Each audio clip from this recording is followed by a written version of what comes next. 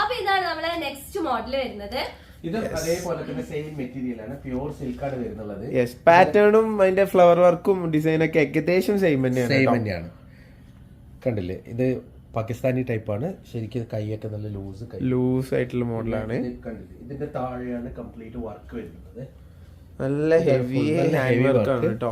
XL double XL ആണ് size വരുന്നുള്ളത്. Heavy hand work ആണ് complete. നല്ല സ്റ്റാൻഡേർഡ് മോഡലാണ്, സ്റ്റാൻഡേർഡ് മെറ്റീരിയൽ ആണ്. ഞാൻ വീണ്ടും പറയാണ്, ഇന്നത്തെ വീഡിയോയിലുള്ളത് ഇന്നലത്തെ പോലെ തന്നെ എബവ് 3000 പ്രൈസ് റേഞ്ച് വരുന്ന ഐറ്റംസ് ആണ് കേട്ടോ. 3000 മുകളിൽ പ്രൈസ് വരുന്ന ഐറ്റംസ് ആണ്.